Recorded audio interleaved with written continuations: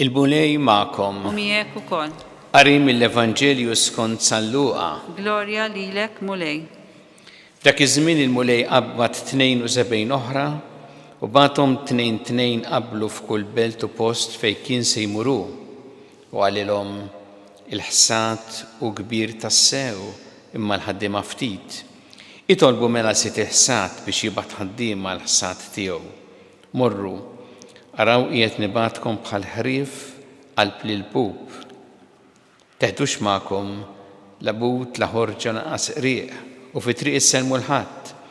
Fid-dar fejn titlu l-ewwel għidu sliem il din id-dar u jekk fiha ikun hemm bini sliem jistrieħ is-sliem tagħkom fuqu. Jekk le, it-tislima tagħkom terġalkom lura għandkom. Ibqgħu għandek il-familja u kulu u xorbu milli kollhom huma għax il-ħaddiem ħaqqu ħlasu. Toqgħodux idduru mingħand familja l-oħra. F'kull bent li fiha tmorru jilqawkom, kulu dak li qegħdulkom qudiemkom. Fejqu il-morda tagħha u lin-nies jgħidulhom is-saltna ta' Alla waslitilkom. Il-kelma tal-mulej. Tifħir lilek Kristu. Luqa waħdu baqa' miegħi. Dan hu ismajna lil San Pawl jgħid illum fit-tieni ittra tiegħu il Timotju meta qisu jilmenta li dawk li kienu miegħu telqu jew ħallewh u baqa' biss Luqa. Fil-fatt Luqa kien dixxiplu ta' Pawlu u hu li semmih fi 3 ittri differenti. 4 minnhom jirreferi għalih bħala it-tabib għażiż, fittra oħra bħala ħaddiem miegħu u jgħid li hu biss baqa' miegħu. Kien dixxiplu fidil lejn San Pawlu baqa' miegħu sal-aħħar. San Luqa twilet Antiokkja Sirja aktarx minn ġenituri pagani mbagħad ikkonverta ma kienx wieħed mit-12.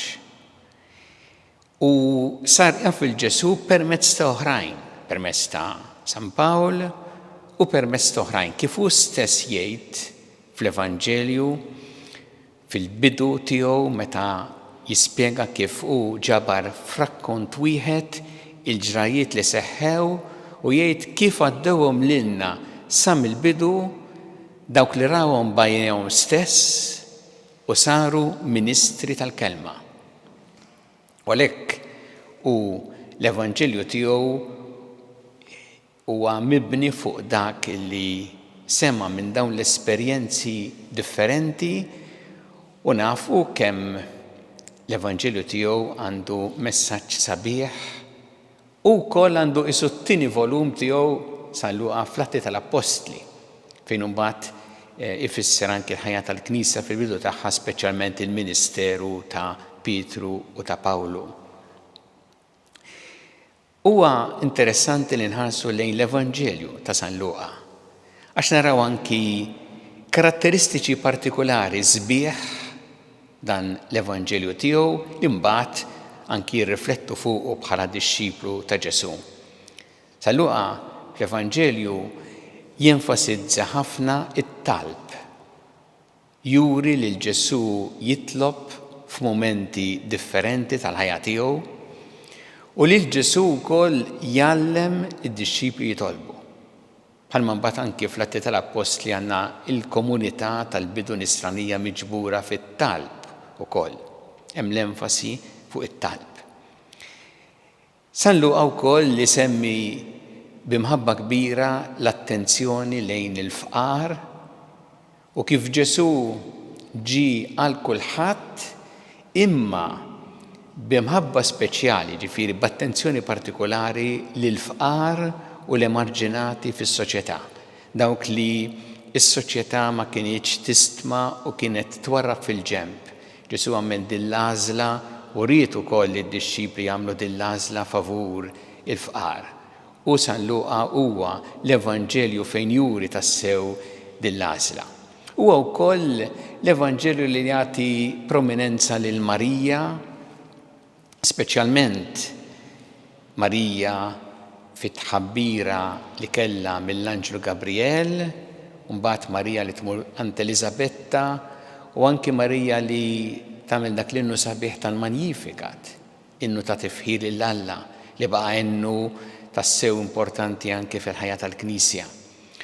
U ma' Marija wkoll huwa l-Evanġelista li jagħti wkoll prominenza lil nisa li kienu d-dixxipli ta' Ġesu biex juri f'kuntrast mal-mentalità ta' żmienu illi Ġesu kellu numru ta' nisa wkoll li kienu qrib tiegħu li kif jgħid San Luqa fl-Evanġelju kienu jaqduh ukoll minn ġidhom.